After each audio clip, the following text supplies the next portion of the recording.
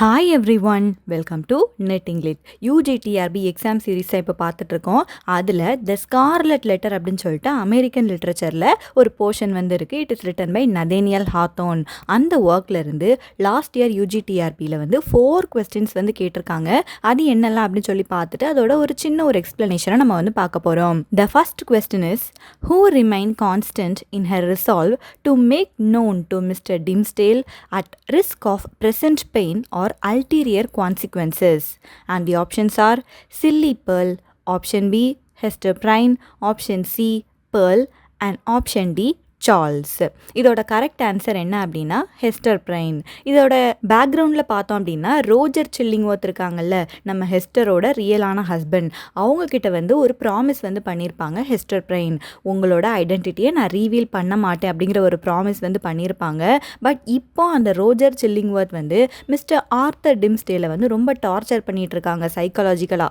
So இவங்களுக்கு வந்து என்ன தோணுது அப்படின்னா, நம்மளுக்கு என்ன ரிஸ்க் ஆனாலும் பரவாயில்ல, நம்ம வந்து மிஸ்டர் டிம்ஸ்டேல் கிட்ட வந்து உண்மையை வந்து சொல்லிடணும். ரோஜர் சில்லிங்வர்த் தான் என்னோட ஹஸ்பண்ட் அப்படிங்கிற உண்மையை வந்து சொல்லிடணும். அந்த கான்சிக்வன்சஸ் பற்றிலாம் கவலைப்படலை, அவங்களுக்கு என்ன ஆனாலும் பரவாயில்லன்னு சொல்லிட்டு உண்மையை சொல்லிடணும் அப்படிங்கிற ரிசால்வில் இருந்தது யாருன்னு சொல்லி கேட்டிருக்காங்க. So the answer is Hester brain.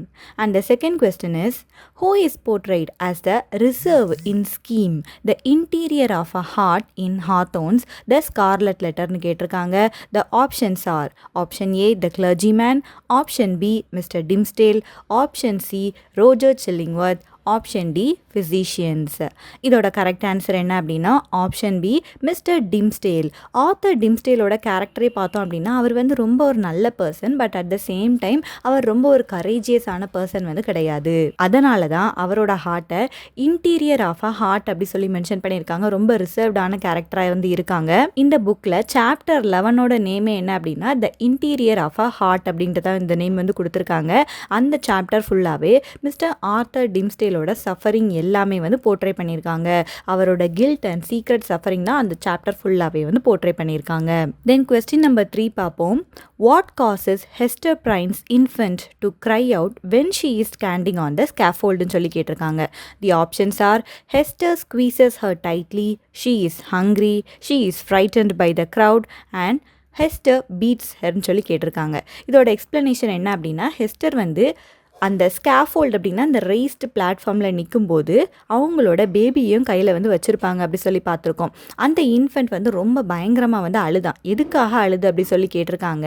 அந்த ஸ்கேஃபோல்டில் ஹெஸ்டர் நிற்கும்போது ஹெஸ்டருக்கு ஃபஸ்ட் டைம் வந்து ரொம்ப ஷேமாக இருக்கும், ரொம்ப ஆங்ஷியஸாக இருக்கும். அதனால் அவங்களோட செஸ்ட்டில் பேஸ்ட் பண்ணியிருக்க அந்த ஸ்கார்லெட் லெட்டர் ஏ அப்படிங்கிறத பேஸ்ட் பண்ணியிருப்பாங்கல்ல, அதை வந்து ஹைட் பண்ணணும் அப்படின்னு சொல்லிட்டு அவங்க பேபியை வந்து ரொம்ப டைட்டாக பிடிச்சி அவங்க வந்து ஹைட் பண்ணிக்கிறாங்க அந்த ஷேமில்.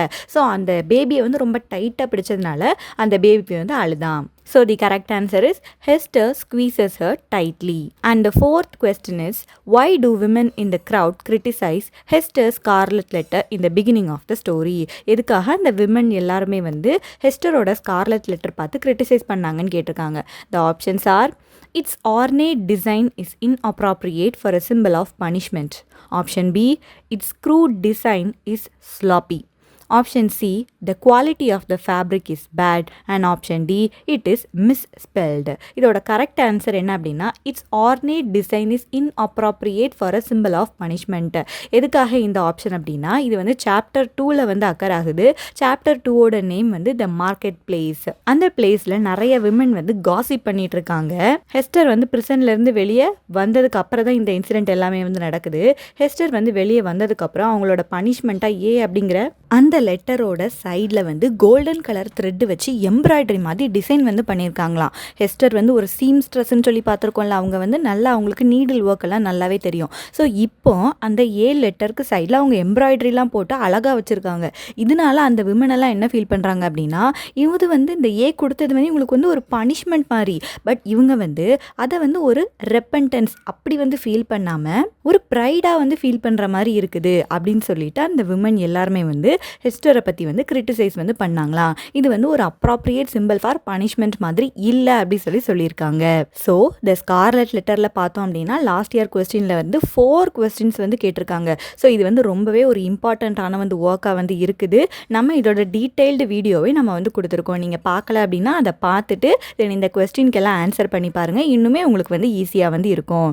And that's it for this lecture. We will meet in the next lecture. Thank you.